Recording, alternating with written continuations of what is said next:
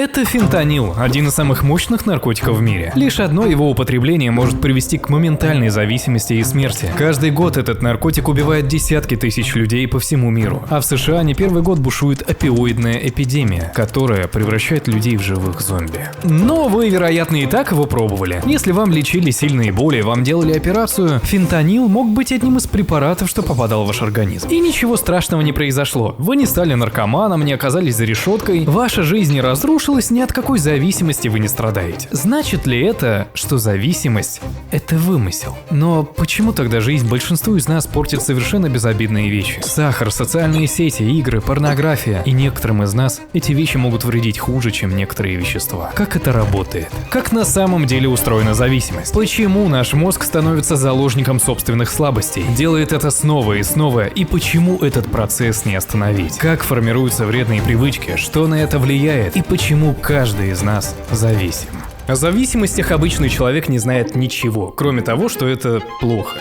Но почему? Ведь это гораздо больше, чем просто пристрастие к веществам или привычкам. Это не просто желание зайти на порносайт или выкурить сигарету. Это сложный, уникальный, индивидуальный процесс. И иногда даже полезный. Это затрагивает как наш мозг, физиологию, так и психику, часто переплетаясь с жизненным опытом и внутренними потребностями. Так что такое зависимость и как она работает? Зависимость – это не обычный сбой, как некоторые думают, а эволюционно обусловленный механизм. Ведь он помогал нашим предкам выжить. Представьте, что вы древний человек, живущий в мире постоянной угрозы голода и опасности. Умереть вам не хочется, а потому ваш мозг запрограммирован замечать, запоминать и повторять то, что приносит удовольствие. Ведь удовольствие – это стимул к формированию безопасности и выживанию. А это удовольствие было очень тяжело достичь. Ведь чтобы собрать пищи, эквивалент сочному и калорийному бургеру, древнему человеку требовались часы, а то и недели собирательства и охоты. Километры преследования дичи, борьба с ней, а потом разделывание и готовка. А сахара, который сейчас напичкан вообще везде, практически не существовало. Так и получалось, что древний человек за свою ежедневную норму калорий боролся, сражался за жизнь, подвергался огромным физическим нагрузкам. А современный человек может в одной руке держать свой половой орган, смотреть видео с сотней девушек, а в другой заказывать на телефоне доставку такого количества еды, за добычу которой древний человек мог всю семью похоронить. Произошел прогресс, и то, что нам было нужно, теперь слишком доступно. Удовольствие можно получить буквально за пару кликов. Мы живем в эпоху гиперстимуляции, где вместо редкой добычи у нас бесконечный доступ к сахару, соцсетям, играм и другим дозам. Мозг не успел адаптироваться к этим условиям, и он не был готов к такому количеству стимулов, ведь он был создан для жизни в дефиците. Потому наши внутренние механизмы и мозг привыкли этим запасаться, использовать по максимуму. Он не различает, что есть хорошо, а что плохо. Ему главное дойти до своей цели, получить удовольствие. А вот какой ценой не так важно. Поэтому хочется побольше вкусной еды, побольше стимулов, ведь это ваш эволюционный смысл. Но когда стимула слишком много, формируется толерантность, ведь мозг считает, что теперь это обыденность. Именно поэтому большинство из вас зависимы от социальных сетей, но удовольствия вы от них не получаете. Ведь это обыденность в виде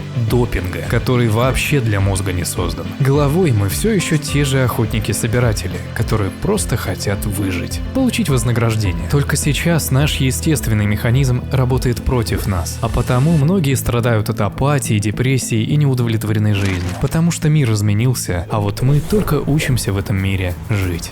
Но это получается не у всех. Вместо того, чтобы двигаться вперед, мы застреваем в поиске мгновенных удовольствий. А что в результате? Работа, которая не приносит радости, низкий доход, отсутствие перспектив и полная неопределенность, кем стать в будущем. Это не просто неприятно, это опасно. Мы теряем время, энергию и возможность что-то изменить. Вместо того, чтобы двигаться вперед, мы застреваем в поиске мгновенных удовольствий. Чтобы выйти из замкнутого круга и начать изменения, важно найти занятие, которое требует усилий, но открывает новые горизонты. Нужно начать с нуля. Но это не так страшно, ведь всему можно обучиться и в любой момент начать менять свою жизнь. Особенно в наше время, когда из любой точки мира можно освоить востребованную профессию и работать удаленно. Программирование как раз такой путь. И если говорить о старте, рекомендую начать с Python. Он доступен для новичков и при этом используется в самых разных областях. От создания сайтов до аналитики данных, искусственного интеллекта и автоматизации. А спрос на таких спецов огромный. Компании вынуждены предлагать высокие зарплаты, удаленку и другие бонусы разработчиков разработчиком даже с небольшим опытом. Именно поэтому советую обратить внимание на курс Python-разработчик от онлайн-школы Skill Factory. Он создан спецами из крупных IT-компаний и регулярно обновляется, чтобы соответствовать современному рынку. Поэтому даже если вы никогда не программировали, уже через 3 месяца сможете претендовать на стажировку и брать первые заказы. А возможно это благодаря Factory, уникальному формату, где вы учитесь на задачах, с которыми ежедневно сталкиваются разработчики в реальной работе. Это не просто теория, а практика на основе реальных процессов бизнеса, благодаря которой к концу обучения у вас будет портфолио из 6 проектов и опыт работы над реальными кейсами от крупных компаний. Тем более, карьерный центр школы поможет тебе на всех этапах, от подготовки к собеседованию до поиска работы. А если по каким-то причинам ты не сможешь найти работу, то Skill Factory вернет деньги. Так что переходи по ссылке в описании, используй промокод Альберт и получай скидку в 50% на обучение. Ведь Skill Factory учит тех, кого берут на работу. Любая зависимость и привычка – это цикл, который запускается определенным триггером. Например, скука или чувство одиночества – это триггер. Дальше идет действие. Мы, например, открываем социальные сети. Листая их, получаем временное облегчение и радость, ощущение, что все в порядке. То есть вознаграждение. И мозг замыкает этот цикл. Он запоминает, что когда ему плохо, он делает это и становится лучше. И чем больше ты повторяешь этот процесс, тем глубже он закрепляется в нейронах, формируется автопилот. И теперь, если триггер срабатывает, ты просто делаешь. И в этом проблема. В нормальной жизни механизм удовольствия работает на насыщение. Голод утоляем едой, а усталость сном. Все сбалансировано. Но когда это слишком искусственно и этого слишком много, мы ломаем баланс. Мозг зацикливается на коротком пути к вознаграждению. Но этот путь нас истощает. Вредные привычки создают перегруз, но не дают реального насыщения. А потому удовольствия от порнографии, игр, наркотиков быстро меняются на чувство опустошенности. Потому что наши привычки, которые стали неотъемлемой частью каждого из вас, работают не через естественный синтез и баланс организма, а через искусственную стимуляцию. Они буквально высасывают твои нейромедиаторы, а потом оставляют тебя без энергии. Полезные привычки формируются по тому же принципу, но работают иначе. Разница в том, какой процесс управляет вознаграждением. Вредные привычки – это неконтролируемый допинг. Они стимулируют мозг извне, давая мгновенный дофаминовый всплеск. А полезные – это процесс, как договор. Вы что-то делаете, например, занимаетесь спортом, и организм запускает процессы, которые укрепляют организм, делают вас лучше. И за то, что вы ухаживаете за собой, вознаграждает вас гормонами удовольствия. И в этом обмене организм сам регулирует, сколько, как и когда вам это давать. Поэтому резких спадов и перегрузов не происходит. Зачастую полезные привычки строятся на гормезисе, на небольших стрессах, которые делают нас сильнее. Холодный душ – стресс, но он улучшает иммунитет. Спорт – нагрузка, но она делает нас сильнее. Путешествие и изучение нового – стимуляция, но которая формирует новые нейроны и делает мозг стабильнее. В общем, вредные привычки – это внешний стимул без ограничений, а полезные – это внутреннее вознаграждение, которое синтезирует и регулирует сам организм. Именно поэтому вредные привычки часто построены на деструктивном поведении, а полезные – на улучшении себя физически и ментально. Но когда наш образ жизни построен на улучшении себя, вредные привычки перестают быть вредными при их ограниченности. Бутылочка колы раз в неделю отлично восстанавливает после тренировки, а вкусный бургер или пицца раз в пару недель поможет расслабиться и приятно провести время. Главное – не нарушать баланс в обратную сторону. Поэтому зависимость – это не слабость, а необузданный нами биологический механизм. Наши предки зависели от поиска еды, отношений и безопасности, а мы зависим от лайков, сахара и виртуальных достижений. Разница лишь в том, что раньше это спасало жизнь, а теперь разрушает ее. Но зависимость может быть совершенно разной. Ее делят на два типа – физическая и психологическое. Под физической подразумевается, когда мы сильно превышаем свою естественную норму, буквально пробиваем лимит, заложенный нашим организмом. Мы употребляем волшебное вещество, и моментально происходит сбой, ведь появился внешний чрезмерный стимулятор. Появляется разрыв между естественными лимитами и тем, что мы ощущаем от употребления, и организм привыкает работать только на допинге, отключая или меняя работу своих собственных систем. Организм становится зависим, а отсутствие очередной дозы или ее недостаток мозг начинает интерпретировать как угрозу выживанию. Ведь для организма это не просто прикольный кайф, это нарушение химического баланса. Причем такое происходит не только от наркотиков. Даже кофеин из чая и кофе влияет на мозг схожим образом. Кофеин, попадая в кровь вместе с кофе или чаем, блокирует рецепторы аденозина, которые отвечают за усталость, а потому мы чувствуем прилив сил. Аденозиновые рецепторы начинают работать в противовес и становятся чувствительнее, ведь кофеин блокирует их работу. А потому отказ от, например, кофе после длительного длительного его приема делает нас очень сонливыми и раздражительными, пока рецепторы не восстановят свою работу. Но логично, что сила воздействия на работу мозга просто несопоставима. Ведь чтобы полностью разрушить мозг и даже умереть, нужно выпить примерно 5 литров эспрессо за пару часов. А вот чтобы получить передозировку запрещенным фентанилом, достаточно 2 миллиграмм. И чем сильнее воздействие, тем сильнее зависимость. И если физическая зависимость – это сбой работы организма, то психологическая – это сбой работы разума. Здесь дело не в химическом воздействии, а в потребности получить нужное эмоциональное состояние. Избавиться от апатии, одиночества, почувствовать себя веселее, увереннее или бодрее. Одним словом, лучше. И чем больше внутри вашего разума незакрытых потребностей, комплексов и стремлений, тем больше у него слабых точек. И тем больше вы предрасположены к зависимостям. А потому, например, кофе для некоторых становится не просто тонизирующим напитком, а компенсацией недостатка уверенности в себе. Возможностью стать более бодрым, социально активным и даже интересным, без которого человек будет бояться выходить в люди. И именно психологическая зависимость самая сильная и часто работает вместе с физической. Ведь даже самый сильный физический сбой и дисбаланс рано или поздно восстановится, но эмоциональная привязка к состоянию уверенности, эйфории, вдохновения или контроля не даст нам это сделать. Потому что мы зависим не сколько от стимулов, сколько от состояний, даже негативных.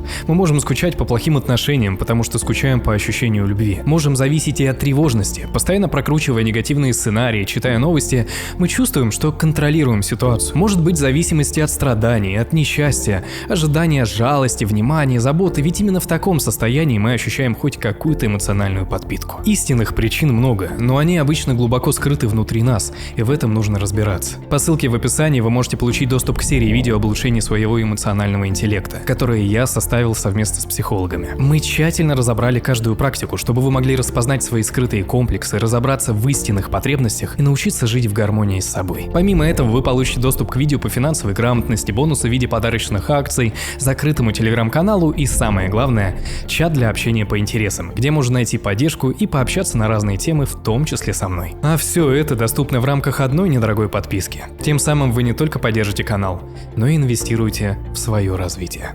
А ссылка будет в описании. Если мозг привыкает к определенному состоянию, он будет его искать снова и снова, потому что оно не просто становится привычным, оно становится комфортным и безопасным, и его домом. Поэтому люди, которые привыкли жить в хаосе, бессознательно создают его вокруг себя. Те, кто привык страдать, находят повод для этого даже когда все хорошо. Поэтому зависимости подвергаются не лечению, а терапии. Ведь вылечить их невозможно, они уходят лишь в ремиссию. Мы можем контролировать свои действия, но не можем переписать воспоминания о состоянии, когда нам казалось, было лучше. Ведь у разных людей нервная система более чувствительна к определенным всплескам и состояниям. А это уже определяется на уровне генетики. Каждый из нас формирован по-разному, и то, с каким успехом ты станешь зависим, лежит на уровне твоих генов. И нет, в генах нет кода, который отвечает за то, что из утробы матери ты сразу полезешь за сигареткой. Но есть гены, которые определяют, понравятся ли тебе они. Если говорить про сигареты, то в нашем организме есть ацетилхолиновые рецепторы, которые запускают цепочку реакций вознаграждения при взаимодействии с никотином. Эти рецепторы кодируют несколько генов – CHRNA3, CHRNA5 и другие. Они есть у всех, но у разных людей отличаться могут небольшие мутации в этих генах. У кого-то рецепторы более чувствительные, у кого-то их количество и активность выше или ниже. Поэтому один человек кайфует от курения, а другой вообще не понимает удовольствия от него. Та же история с алкоголем. Выпивая спирт, мы чувствуем расслабление, эйфорию. И тут в работу включается ген ADH1B. Он расщепляет этиловый спирт до ацетальдегида, крайне токсичного вещества, что вызывает головную боль, тошноту и похмелье. Организм старается его быстрее обезвредить, чем занимается ген ALDH2. Обычный человек от небольшого количества алкоголя не испытает никаких проблем. Но если вариации генов работают быстрее обычного, то чувство опьянения человек может практически не чувствовать. А если медленнее работает первый ген, то спирт дольше циркулирует в крови, и чувство опьянения, эйфории растягивается. Оттого очень быстро формируется зависимость и сильнее страдает печень. Но если медлит второй ген, который не обезвреживает токсичный фермент, то у человека может возникать непереносимость алкоголя. Генов много, и даже есть гены, которые влияют на дофаминовую систему, вроде DRD2 или DRD4. Они определяют, насколько интенсивно организм реагирует на выброс гормона радости. Если человек более чутко реагирует на небольшие колебания дофамина, то какой-нибудь зависимостью он почти гарантированно будет обладать. Курением, алкоголем, азартными или обычными играми, наркотиками вроде марихуаны, сладкими напитками, мастурбацией с порнографией. А кто-то собирает сразу все. И весь этот экскурс в химию к тому, что все максимально индивидуально. Даже кофе не бодрит примерно 20% людей, ведь у них гораздо быстрее метаболизм кофеина. Один спокойно бросает курение, а другой не может слезть годами. Чтобы узнать свои предрасположенности, требуется сделать ДНК-тест. Например, мой показал не только то, что у меня нет предрасположенности к курению, так и то, что я вообще не русский. А кофе мне пить даже рекомендуется. Чтобы узнать о себе, я оставил в описании ссылки на доступные ДНК-тесты в вашем регионе. Можете перейти и узнать о своем здоровье подробнее. Поэтому на вредные привычки нельзя смотреть как на что-то однозначно плохое. Это симбиоз большого количества вещей, зачастую неподконтрольных нам. К тому же, не каждое регулярное действие – зависимость. Но нужно понимать разницу между «мне нравится кофе по утрам» и «я не могу без него функционировать». Разницу между «я мастурбирую раз в неделю, чтобы сбросить напряжение» или «я мастурбирую каждый день, ибо чувствую себя несчастным, а без мастурбации меня ломает». Мы должны это осознавать, должны изучать самих себя. И мы обязаны с этим что-то делать. Окружающий мир построен на эксплуатации наших слабостей. Этим активно пользуется крупный бизнес. Поэтому наши привычки уже не наши. Для многих из нас свобода выбора – это приятная иллюзия. Все вокруг создается так, чтобы вас на это подсадить. Раньше социальные сети создавались для связи людей. Сейчас, чтобы ты как можно больше проводил в них времени. Игры раньше рассказывали истории, теперь они забирают время. Они больше не про развлечения, они про удержание. Порно ломает восприятие сексуальности. Еда напичкана всяким говном, чтобы было вкуснее. Бизнес сделал эти зависимости социально приемлемыми. В обществе стало нормой почти не выпускать телефон из рук. Стало нормальным, что молодой парень за пару недель может посмотреть порно больше, чем прочитает книг за всю свою жизнь. Никто не скажет, что это зависимость, потому что все стали такими. Потому что продуктом стали мы. И теперь главный вопрос. Если все вокруг создано, чтобы нас подчинить, как этому сопротивляться? И нет, сила воли тут не поможет. Часто говорят: возьми себя в руки, хватит быть слабым, просто перестань это делать. Но почему осознание, что зависимости нам вредят, не останавливает от них миллионы людей? Потому что сила воли не работает так, как мы думаем.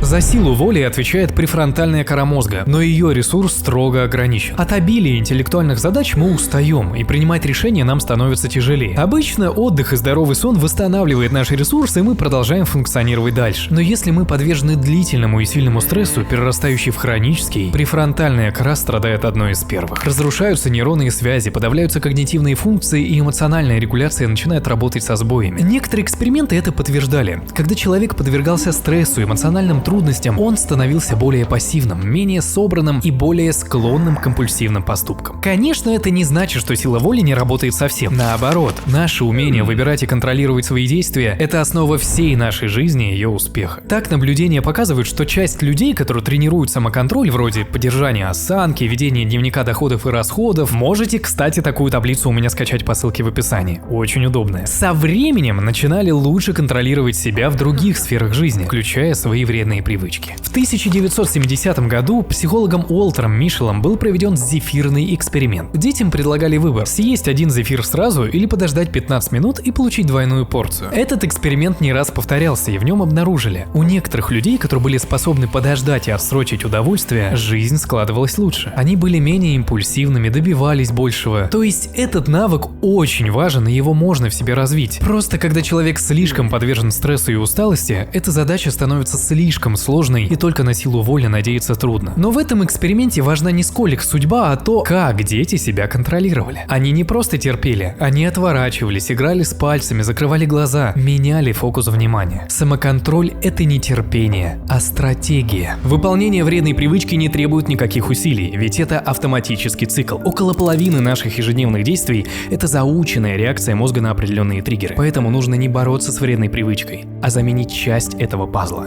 Либо триггер, либо действие. Если не предложить ничего взамен, мозг будет требовать вознаграждения любой ценой. Если часто отвлекаешься на телефон, убери его подальше, а рядом положи книгу. Ешь фастфуд, пробуй готовить его сам, а не заказывать. Либо хотя бы покупай полезные альтернативы. К тому же, чтобы привычка закрепилась, она должна быть легкой. Если мы хотим начать читать книги, заниматься спортом, мы должны не читать книгу целиком или бежать в марафон. Хотя бы сделать одно упражнение, открыть книгу и прочитать пару предложений.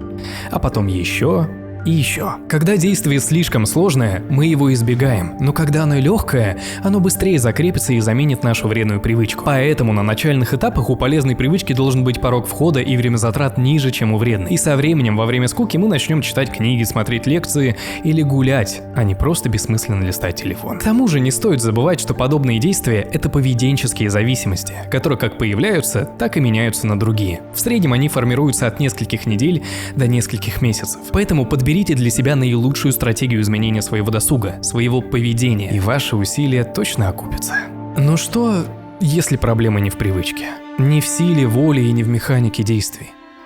Дело гораздо глубже. Дело в тебе.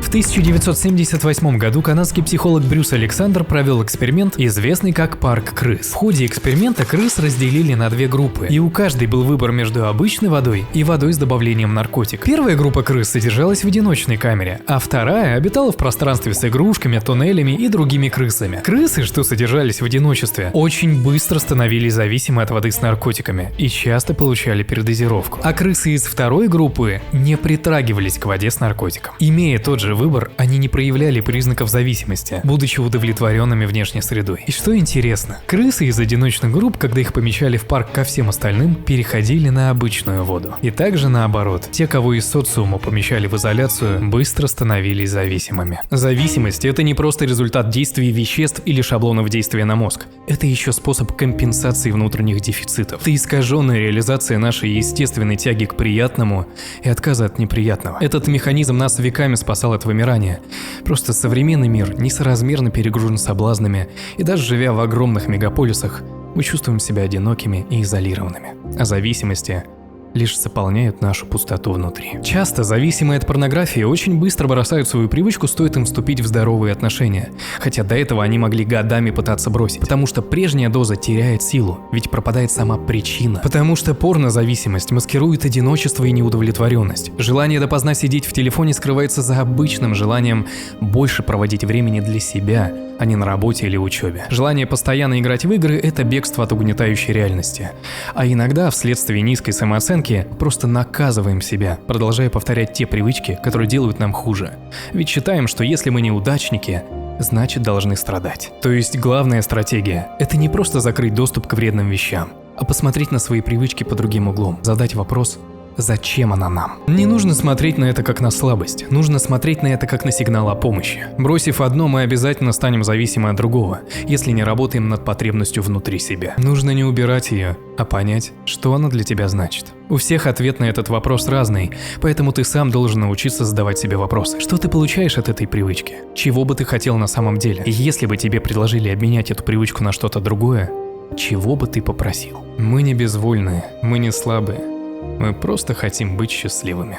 На этом и строится любая зависимость. Пока ты не поймешь, от чего ты бежишь, ты всегда будешь искать новую дозу. Не пытайся просто отказаться от зависимости. Ты не можешь выключить ее и жить по-другому, но ты можешь понять, от чего ты бежишь. Ты можешь перестать заполнять пустоту и начать строить жизнь, в которой тебе не нужно прятаться. Потому что свобода – это не отсутствие соблазнов.